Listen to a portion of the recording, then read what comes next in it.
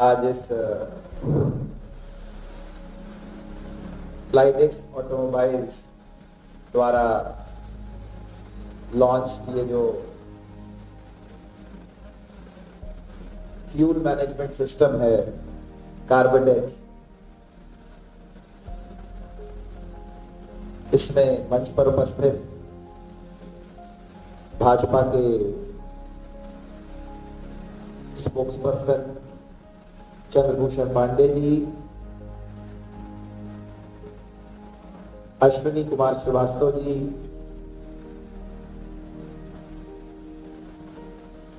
अध्यक्ष उत्तर प्रदेश कर्मचारी चयन आयोग एवं सुरेश चंद्र पांडे जी पांडे क्लासेस से, जो एक प्रयागराज के स्तंभ है, सिविल लाइंस व्यापार मंडल का अच्छा यहां प्रतिनिधित्व है। मंच पर उपस्थित हैं अध्यक्ष नीरज जायसवाल जी,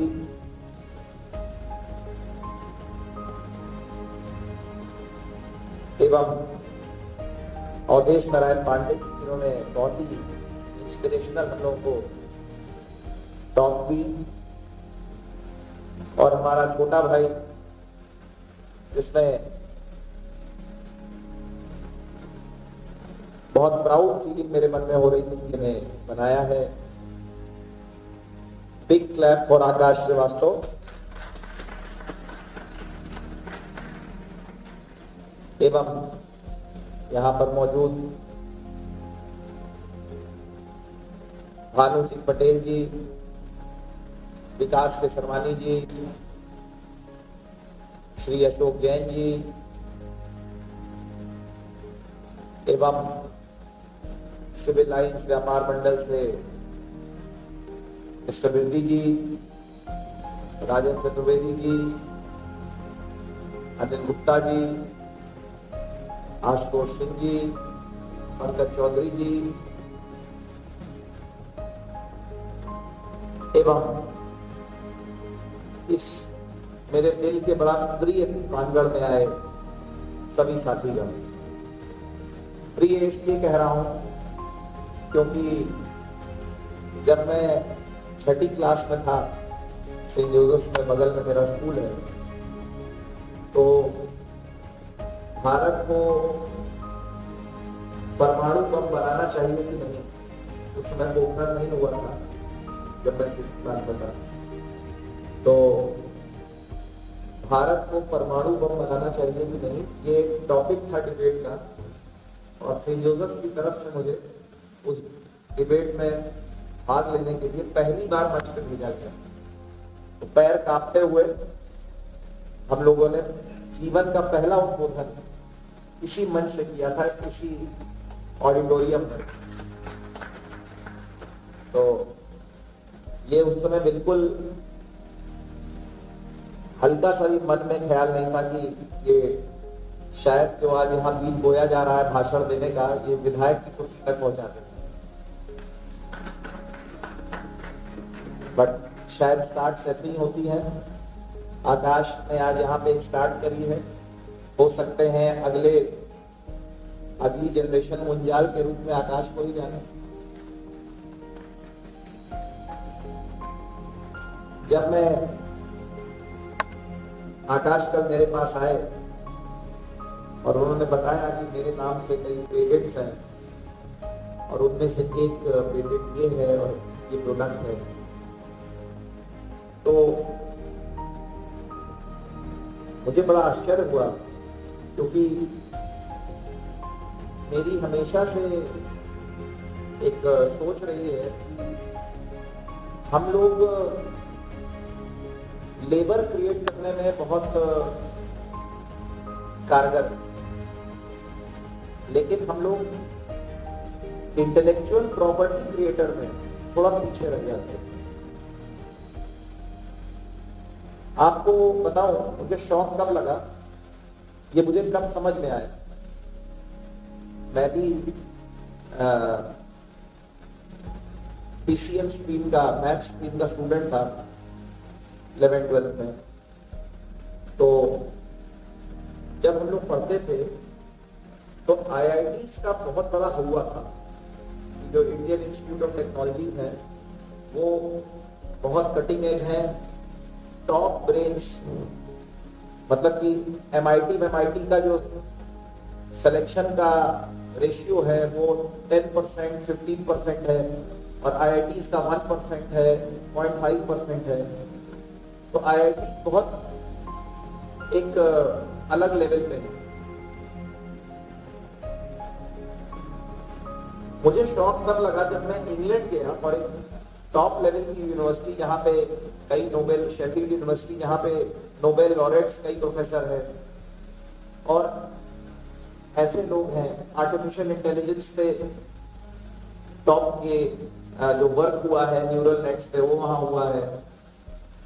तो उस तरह की लेवल पे जब मैं गया और मैं प्रोफेसर से बात करता था या टॉप लेवल साइंटिस्ट से बात करता था, तो मुझे पता चला कि किसी ने आईआईटी का नाम नहीं सुना है।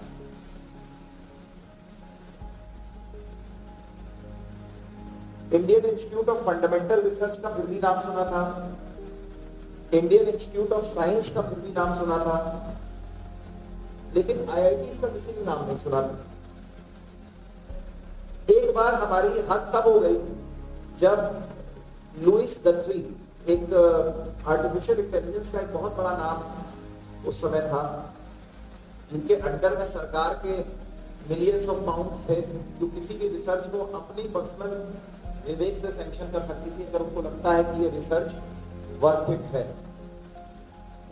तो वो एक बार मेरे पास आई और कहीं कि हर्ष, क्योंकि तुम इंडिया से हो तो मैंने सोचा तुमसे पूछूं, ये कोई लड़का है, ये आईआईटी मद्रास से में पढ़ता है और ये मेरे अंडर में रिसर्च करना चाहता है, तो ये कैसा इंस्टीट्यूट है? मुझे बड़ा आश्चर्य हुआ कि टॉप लेवल के प्रोफेसर हैं, हम लोग इंडिया में इतना बड़ा हुआ बनाते हैं आईआईटी मतलब कि सारे आइंस्टाइन वहीं से निकलेंगे। फिर मैंने सिंगापुर यूनिवर्सिटी को लोग जानते हैं, हांगकांग यूनिवर्सिटी को लोग जानते हैं, लेकिन हमारे यहाँ के आईआईटी को नहीं जानते। फिर मैंने रियलाइज किया कि ऐसा क्यों है। धीरे धीरे जब वहां पे, ये तो पहला शौक था, फिर जैसे जैसे मैं सिस्टम का पार्ट होने लगा तो मैंने कहा कि ऐसा क्यों है कि हमारे यहाँ इंडिया में आईआईटी का इतना बड़ा हुआ है कि विराट कोहली है उससे नीचे नहीं है, और लेकिन जब इंग्लैंड जाते हैं तो वही हुआ जो कल हुआ। तो ऐसा क्यों है? तो देखा मैंने कि अनफॉर्चुनेटली क्या है कि अंग्रेज, जब एक टाइम था जब हम कटिंग एज रिसर्च पे थे, हम दुनिया की 20% इकोनॉमी हमारे अंडर में थी। कैम्ब्रिज इंसाइक्लोपीडिया ऑफ इकोनॉमिक्स कहती है कि चाइना और इंडिया मिला के, जब अंग्रेज आए थे तो चाइना और इंडिया मिला के 60% ऑफ वर्ल्ड जीडीपी होता था, और इंडिया का कहते हैं 30% कॉन्ट्रीब्यूशन था, और जब अंग्रेज गए हैं तो 3% भी नहीं रह गया, 2% समथिंग रह गया वर्ल्ड जीडीपी में हमारा कॉन्ट्रीब्यूशन। तो एकदम लूट के हमारा जो इंटेलेक्चुअल एबिलिटी थी, जो पुराने जमाने में नालंदा और तक्षशिला तो यूनिवर्सिटीज का नाम होता था, लेकिन जब तक अंग्रेज यहाँ से गए तो हमारी जो इंटेलेक्चुअल प्रॉपर्टी क्रिएट करने वाली इंस्टीट्यूशंस थी उनको बैंकरप्ट कर दिया गया। केवल बीए एमए पढ़ाने वाली इंस्टीट्यूट बची थी। अगर आप उस जमाने के कोर्सेज देखें बीएचयू के, अलीगढ़ मुस्लिम यूनिवर्सिटी के, तो बीए एमए बड़ी डिग्री मानी जाती थी। क्यों? क्योंकि अंग्रेज को बाबू चाहिए थे, उनको ब्यूरोक्रेट्स चाहिए थे, उनको ट्रांसलेटर्स चाहिए थे, उनको कानूंगो और लेखपाल चाहिए थे।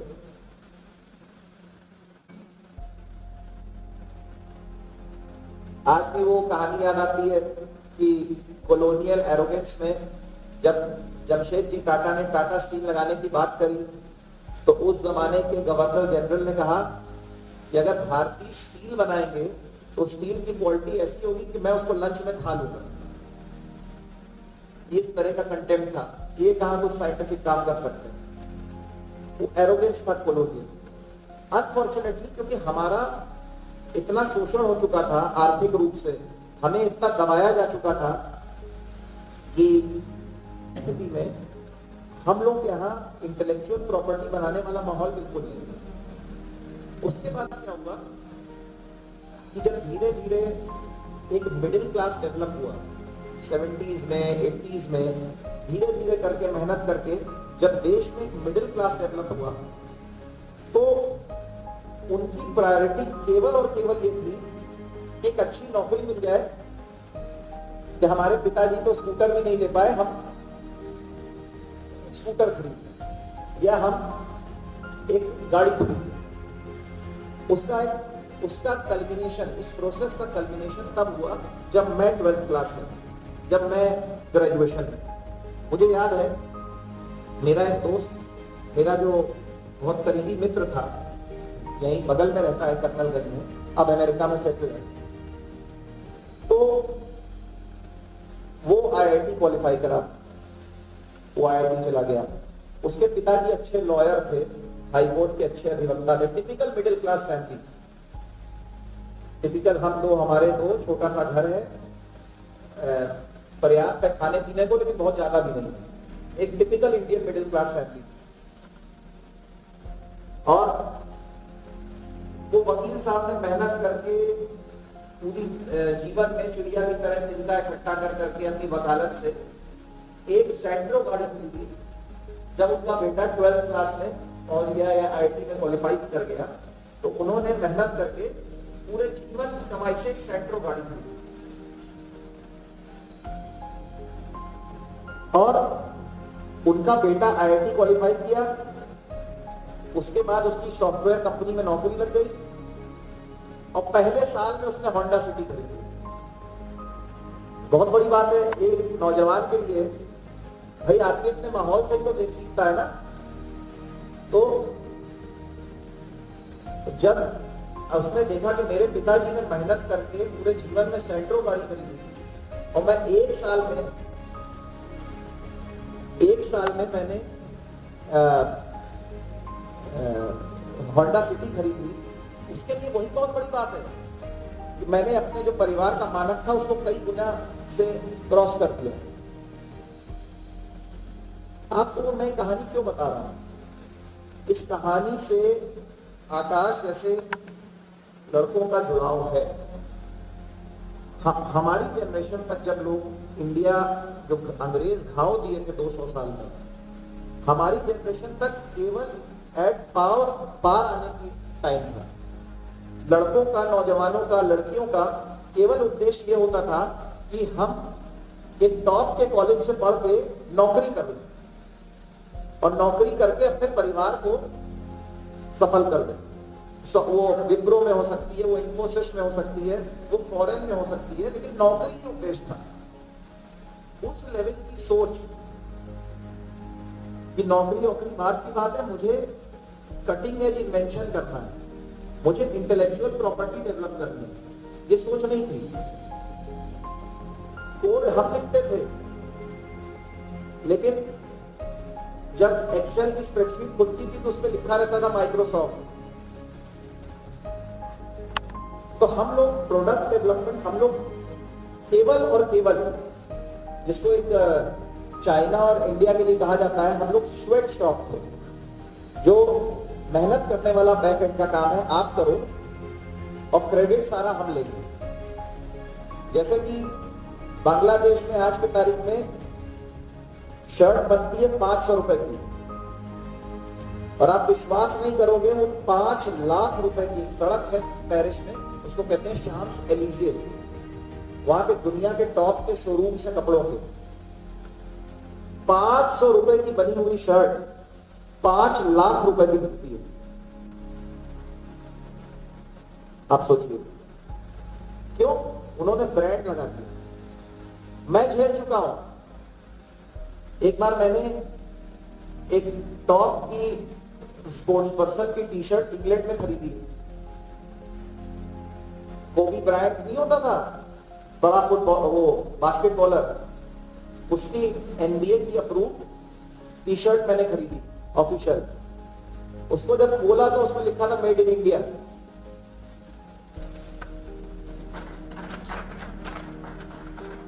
तो ये एक हमारी जनरेशन का, अच्छा उसको देखिए, इसमें कोई गलती भी नहीं है हमारी पीढ़ी की या हमारे पीढ़ी के जो माँ बाप थे उनकी गलती भी नहीं है। आपके पास आज अफगानिस्तान वाले से आप कह दीजिए इंफोसिस बनाओ, तो यही कहेगा ना पहले तालिबान की गोली से तो बचे, इंफोसिस बाद में बचाएंगे, पहले तालिबान की गोली से तो बचे। हर देश का एक स्तर होता है। आज इंग्लैंड में सबसे पहले वैक्सीन आ गई, एस्ट्राजेनेका ने सबसे पहले इंग्लैंड में वैक्सीन बना दी, ऑक्सफोर्ड एस्ट्राजेनेका ने। क्यों? क्योंकि 300 साल दुनिया पे राज करके लूट के उनका पूरी सोसाइटी संपन्न हो गई है कि वो कई पीढ़ी से केवल कटिंग एज पे काम कर रहे हैं। अब जैसे आकाश है, आकाश ने एक बैरियर तोड़ा है कि हम लोग अभी देखें हीरो होंडा खरीदते थे, हीरो होंडा के माइलेज को इम्प्रूव करने का कोई प्रोडक्ट हम नहीं बना सकते, वो तो जापान में बनेगा।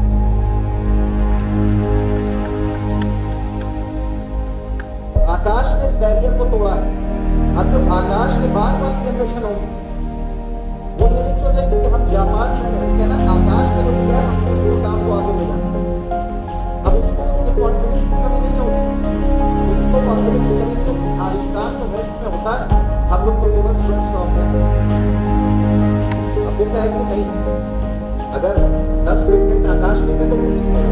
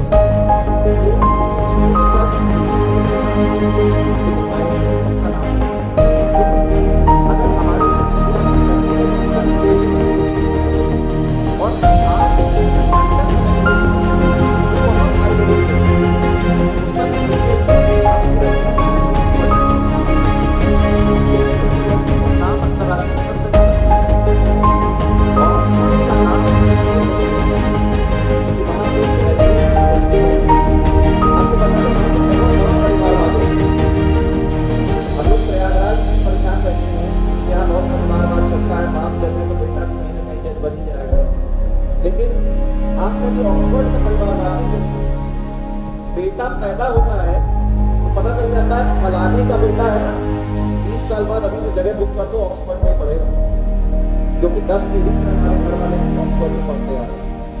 वहां बहुत बुरा क्लास सिस्टम, लेकिन इतना परिवारवाद होने के बावजूद एस्ट्राजेनेका ऑक्सफोर्ड में क्यों है? क्योंकि मानते हैं अंडर ग्रेजुएट तो केवल हम समाज सेवा कर रहे हैं, ग्रेजुएट बनाना नहीं, काम PhD और रिसर्च लेवल पे काम हो रहा है यूनिवर्सिटी का रियल में, और उससे वो कोई कॉम्प्रोमाइज नहीं रखते, तो वो उसको हर लेवल का पैसा देने को तैयार है, सुविधा देने को तैयार है।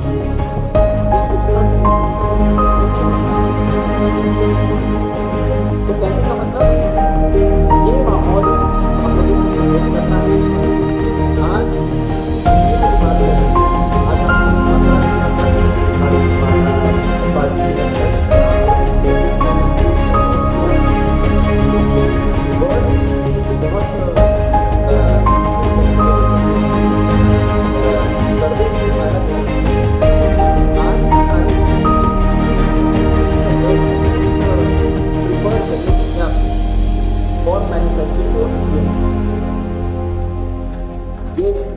ये आंकड़े हैं, लेकिन उसमें उस सर्वे ने कहा जो बार बार हमारे ऊपर लाया जाता है वो है कि हमारे यहाँ लेबर कानून बहुत ज्यादा सख्त है, उसको हमें ऐसा करना है कि लेबर का भी अहित हो रहा है, क्योंकि सख्त है लेबर का अहित हो रहा है, उसको हमें दुनिया के मानक के हिसाब से लाना है। और जो दूसरा उन्होंने कैबिनेट है वो है कि हमारे यहाँ प्रॉपर्टी राइट्स, जिसमें इंटेलेक्चुअल प्रॉपर्टी को फिजिकल प्रॉपर्टी दोनों का प्रोटेक्शन नहीं है। आज मुझे बहुत अच्छा लगा कि हम लोगों ने कुछ इम्प्रूवमेंट तो इंटेलेक्चुअल प्रॉपर्टी में करी है कि अगर आकाश जैसा लड़का अपना पेटेंट रजिस्टर करना है,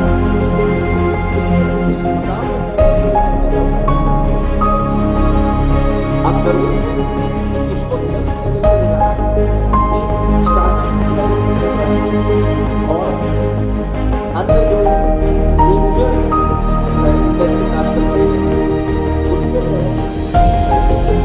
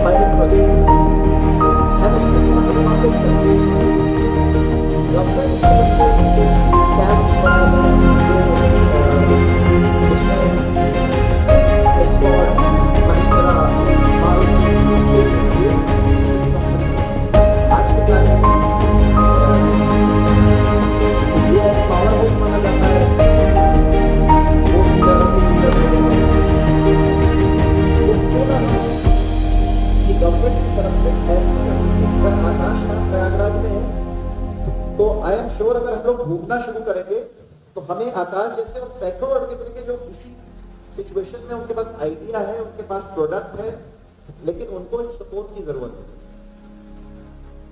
है। एंड